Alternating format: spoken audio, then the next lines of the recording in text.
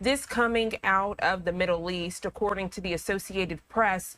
The Israeli military says it has killed a Hamas militant who appeared in a widely viewed video from October 7th. He was seen drinking from a bottle of cola in front of two children wounded from a grenade attack that had just killed their father. The military today identifying the militant as Ahmed Fozi Wadia, a commander in a Hamas commando battalion and a member of a paragliding unit. It said Wadia flew into a community on a paraglider before launching the attack on civilians there. Joining us bright and early this morning for this breaking news alert is Dr. Asaf Ramarowski, the Executive Director of Scholars for Peace in the Middle East. Good morning to you, Dr. Asaf. Always a pleasure speaking with you here on Live Now. Good morning. Thank you for having me.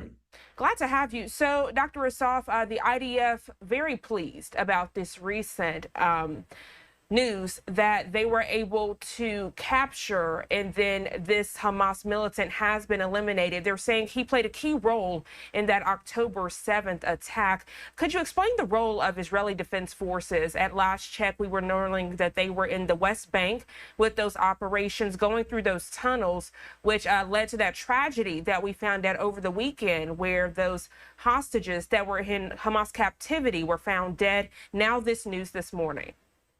Sure. So first of all, it's important to understand that he was one of the leaders of the Nukba forces.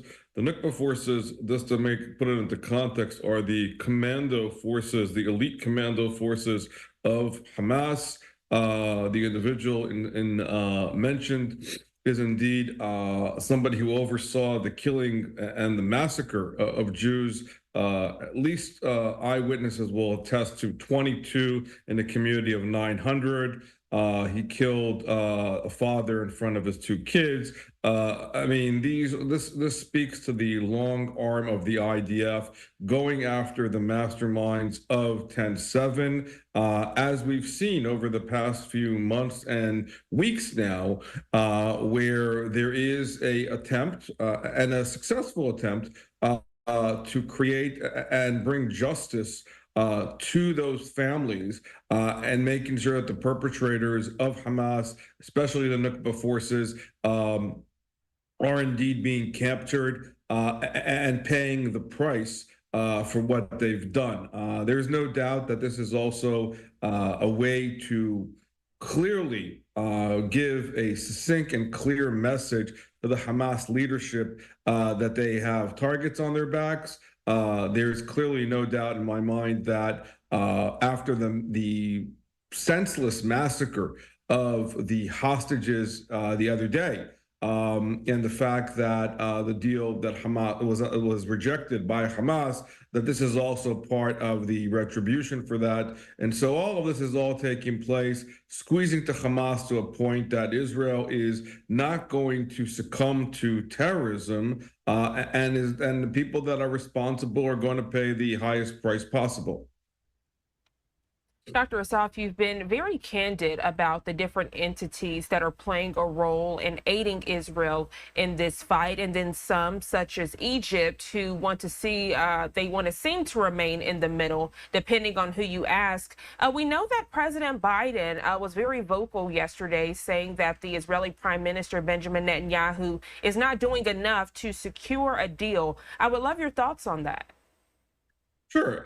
I think that the pressure points need to be not on Israel, but as I've mentioned before and correctly, I think on the patrons and the supporters of the larger axis of Iran. I don't remember a time that the United States was forced to make a deal with bin Laden or to sit down and have these conversations with terrorist organizations. This is exactly the context that needs to be understood about what the Israelis are being pressured to do. Hamas is an Islamist terrorist organization of the Muslim Brotherhood. They do not play by the same rules. They do not play by any kind of democratic narrative that is coming out of the White House. I think that what we have seen, and this is, I think, that to the detriment of the challenges that the Israelis have had to deal with, that the Israelis, because they appreciate and need and want the alliance with the United States,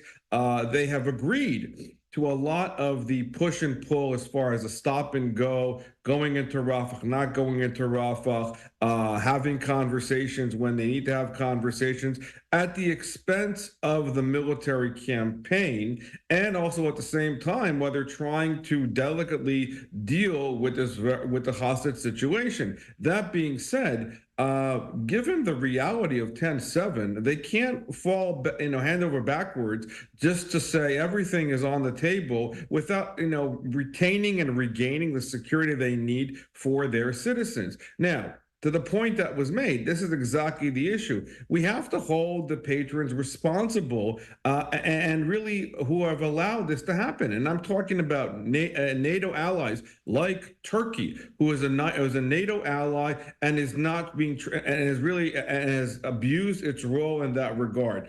The Qataris, who are a non-member NATO ally, but are being treated and they're allowed to negotiate and deal with the same situation as if they are honest brokers and they're dealing with the brokerage situation, even though they have been harboring terrorists. Egypt, to your point, is a recipient of over $1 billion in USAID and has been responsible for the clear lifeline of Gaza through the tunnels, through the Philadelphia route, through the smuggling that has been coming into Gaza, the armament, the supplies. They've allowed everything to happen leading up to 10-7 and beyond 10-7. That is, to quote Netanyahu's press conference yesterday, the oxygen of Gaza. And so the fact that the Egyptians have not had any serious consequences while at the same time playing a zero-sum game, that the entire onus of Gaza is on Israel without taking responsibility, that is myopic, that is short-sighted, and is factually incorrect. They need to pay if they are going to play ball, if they are going to be an ally of the United States, an ally of Israel. They have to actually follow through, and the pressure needs to be put on them, and we need to put pressure on the Egyptians in order for this to happen in a way that works well for the region itself. This is all part of the Iranian axis. They know exactly what they're doing, and every time they are creating this fragmentation and the Arab world acts the way it acts, that is a sign to Hamas that they are winning. We need to stop that. We need to hold congressional hearings. We need to hold sanctions on these countries that are supposedly our allies in the United States. We need to help our ally Israel in order to continue winning this war and winning it correctly, not at the cost of our own ally, the state of Israel.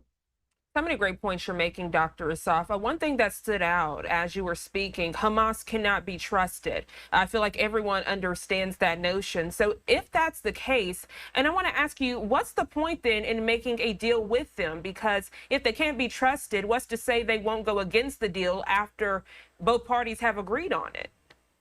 There are unfortunately no guarantees. I mean, as we've seen now, I mean, this is exactly what we've seen over the past few months. That every time there has been a deal, the Israelis have agreed to parts of it. And, the generous deals that were offered, even since the senseless killing of these hostages, every time there's a deal on the table, Hamas rejects it for exactly the reason that we know they are, because the hostages are their lifeline. So long as there are existing hostages, that's a life insurance and a kind of the mechanism that they have in place to basically say to the Israelis, look, we have your innocent civilians, hold back, hold off on the continuous attack. This is the insurance card that they have to make that happen. There's no choice. I mean, from the beginning of the war itself, this has been part of the objective of the war at large.